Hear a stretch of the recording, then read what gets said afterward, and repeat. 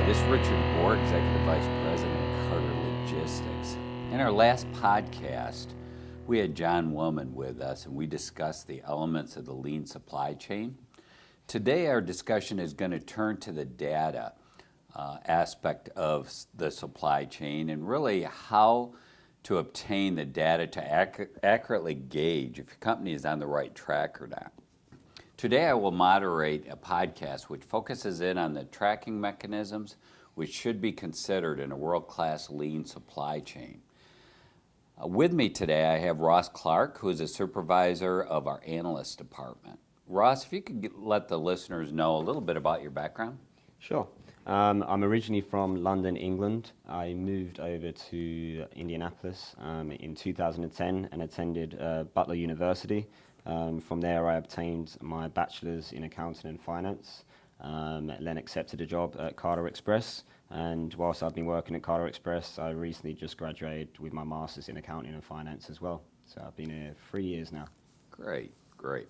Let's get started today on the building block of the supply chain, and that's really data integrity. Ross, if you could kind of take us through the type of information that you review, but probably more importantly from the start, how that data is gathered within the supply chain. Sure. For my department of the analyst team, data integrity is very important for us to help do what we need to do. We're only as good as the data that we have. So we roughly have about 380 routes per day that we run on our Carter Milk Run. All that freight runs for our cross-dock system. That cross-dock system has a scanning system. So when freight comes inbound or outbound, that scanning system puts that information into the TMS system. And once that information is in the TMS system, around midnight every night, it gets pushed into an Excel format. From that Excel format, that's where my team can look at the data, analyze it, look at trends, pivot charts, look at ways we can be more efficient. Part of that, a big part of that actually is the inbound and outbound cube of all of our trailers. So the scanning system allows us to see the cube of the trailers that are coming into our docks and out of our docks. And from that point on, that's where we can start digging into information, suppliers, and levelness of shipping to be able to potentially come up with cost savings opportunities and making our trailers more efficient for our customers. Okay. So to repeat what you just said, you're looking at the routes daily and then you're analyzing them. Could you tell us a little bit more about exactly what you're analyzing on a weekly basis, a daily basis, and also a weekly basis? Yeah, a big part of what we're looking at is the weight of the trailers that come in, the skid count, and even more importantly, the overall cube that I just discussed just there. So our general baseline of cube efficiency of our trailers is around 80 to 85%.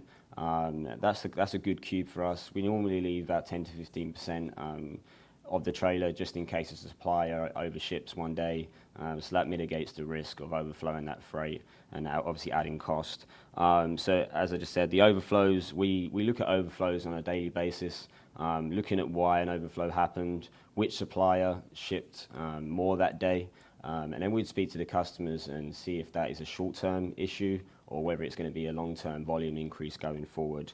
And obviously as well, looking at expedites, we want to reduce expedites as much as possible.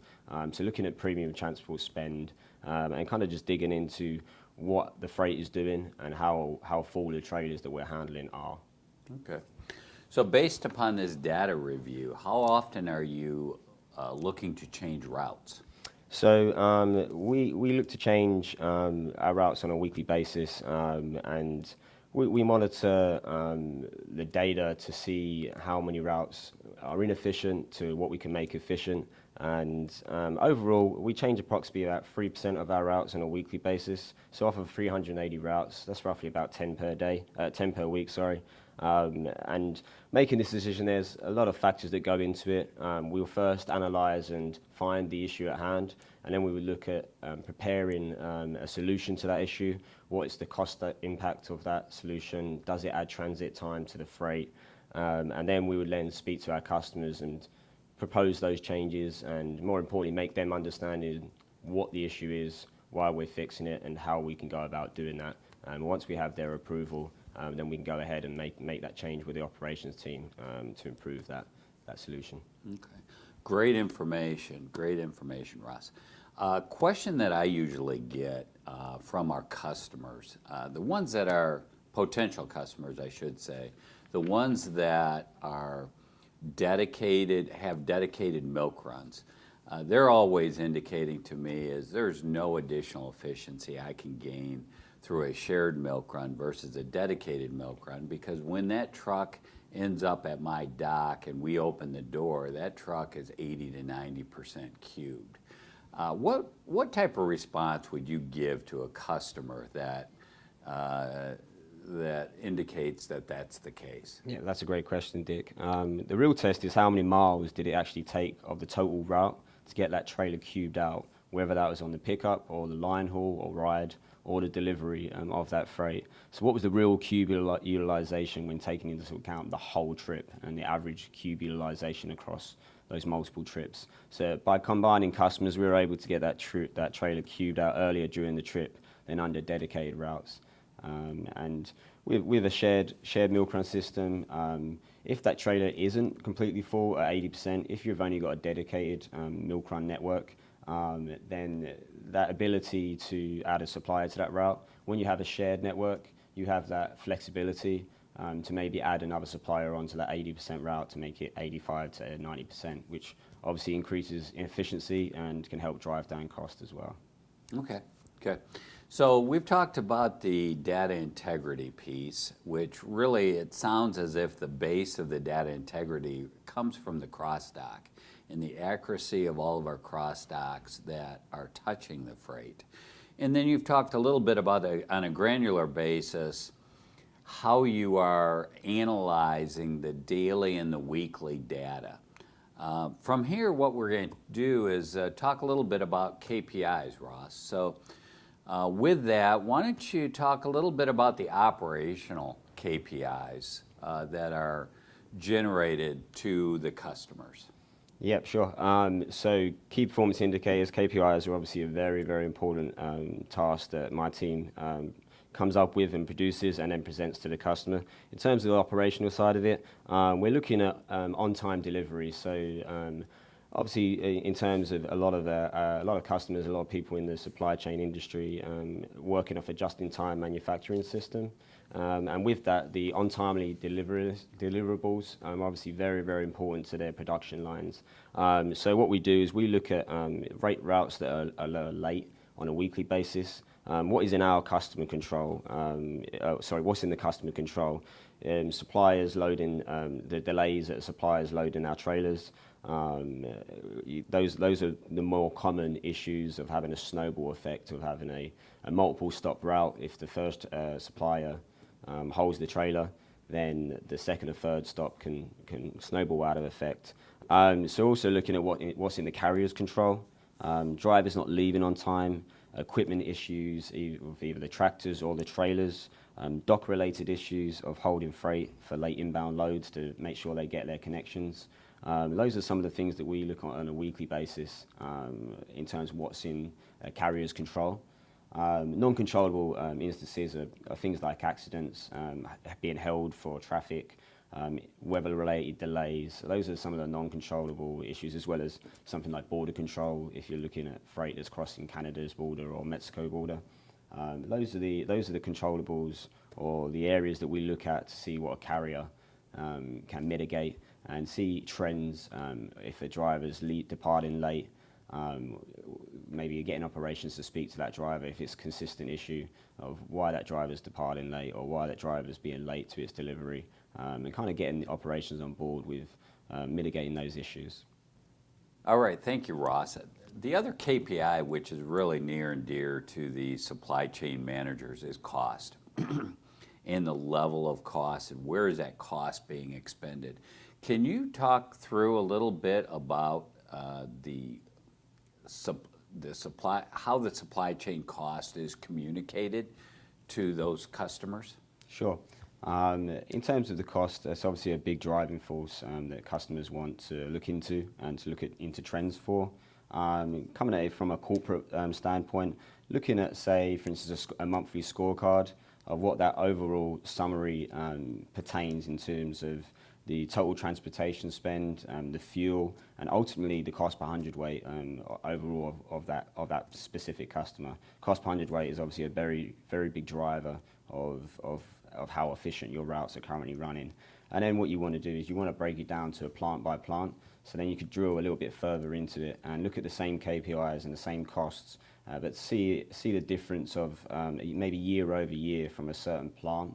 What were they spending in 2018 compared to what they were the year before, and what was the percentage increase or decrease? And then you can dig even further down into that in terms of looking at the actual suppliers. What were the top suppliers with the most spend?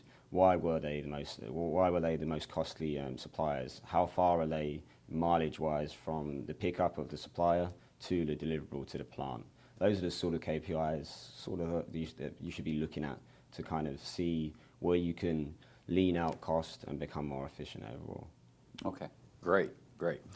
Now, when you present proposals to customers, do you use a standard format to present those savings initiatives to your customer base? Yes, we do. Yep, that's a big part of what we do. So we have a standard template that basically shows the current state to what the future state may be for that specific plan, and we have a standardized template that we use for all of our customers. And the most important thing is, one, coming up with the idea and the solution, but it's making the customer understand what it entails. Obviously, how much is it going to drive down their cost? Does it affect the transit time? So we go over that with the customer normally it's on a weekly basis, maybe over an hour conference call, of just it's telling them what plans we have. It could be 2 or 3 in a row, and just making them understand and presenting them, whether it's in the form of WebEx as well as a conference call, and walking them through the standardized template to show what their spend was or what it currently is versus what we forecasted to be in the future. That's the kind of way we put that across to the customer. Thanks, Ross. One of the questions that comes out from our customers is, you tell me that we're going to save $100,000 based upon a recommendation of changes in the supply chain. Do you go back and audit that, because they're concerned that that $100,000 is actually realized in their financials? Yep, of course. That's a big thing that the customers obviously want. It's one thing proposing or forecasting a cost savings initiative.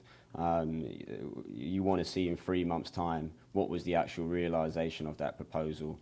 So my team, we do a savings audit every quarter to basically make sure that we're keeping on trend with what we initially proposed. And if we're not on trend, why is that? Did the weight increase? Did the frequency increase or decrease? Those are the sort of things that we look into, and making sure that the savings audit or the savings proposal is actually coming to fruition. As a customer, what should they expect as far as annual savings? Yep, I mean, normally they should be expecting 10% of their annual spend in the first year.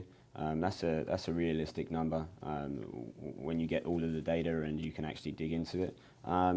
Going on from that, on the following years, I mean, our personal internal goals are at least 5% of annual spend year over year going forward. But yeah, normally 10% the first year is realistic, and 5% going forward is a good figure. Okay. I'm often in front of customers, and we begin discussing implementation. If they do choose to align themselves with us, what the implementation process is and the timeline to get something or a new supply chain implemented from beginning to the end. Can you explain that a little bit? Yep, the onboarding of customers is obviously very important. When we win new business from an RFQ, it's important to have the representation of different departments. So it could be the operations department, you will have people from 3PL, customer service, the cross-dock representatives. And in that respect, so we would get together, we would look into a quote, and then we would create a Gantt chart, which basically goes through certain tasks for each department to complete. And unless one department has completed that task, then we would go to the next task and then eventually get to 100% of the whole project finishing. And at that point, that could entail contacting suppliers, changing window times, contracts. It's obviously the full works of onboarding a client successfully normally takes around 2 months. But making sure that every department is on board in terms of all of the operation side of things, and yeah, so it's obviously a very important task for us to successfully onboard. It takes a lot of work from different departments all coming together with the same end goal.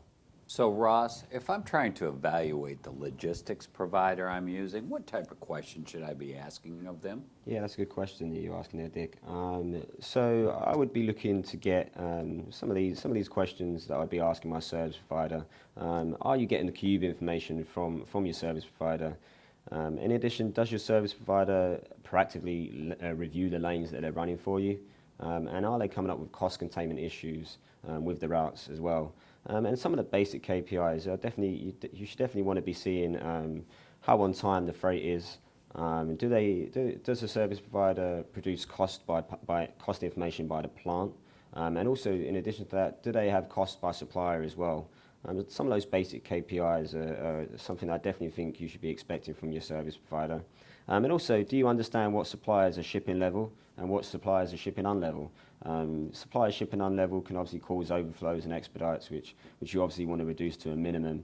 And also, in addition, are overflows being reviewed in detail? And once an overflow occurs, what is your service provider doing to find a solution to that overflow and put the best transportation solution in place for that? So those are some of the questions that I'll definitely be wanting from my service provider. Thanks. This has been great information for the listeners today, Ross. Could you give us your contact information so that the listeners could reach out to you? Sure. I can be contacted at my email address, which is ross.clark@carter-express.com, and I'll just spell that out as well. That's ROSS.CLARK@CARTEREXPRESS.com. Thanks again, Ross. We're going to be featuring a lot of these KPIs that Ross was communicating earlier today in a webinar, an upcoming webinar. So please stay tuned for that announcement as to the timing. In addition to that, our next podcast series will deal with the Mexico supply chain. Obviously, there's been a lot of Tier 1s and Tier 2s that have moved down to Mexico to support the automotive industry.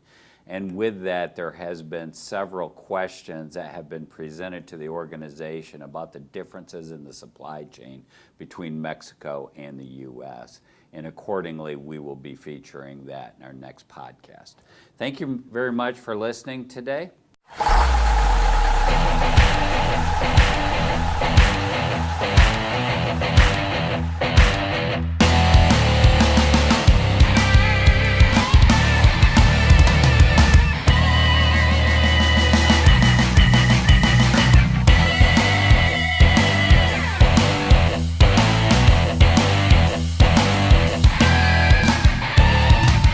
Listening to the Wheels in Motion podcast. If you have any questions or requests for an upcoming episode, please email us at marketing@carter-express.com. Special thanks to Carter Express and Carter Logistics.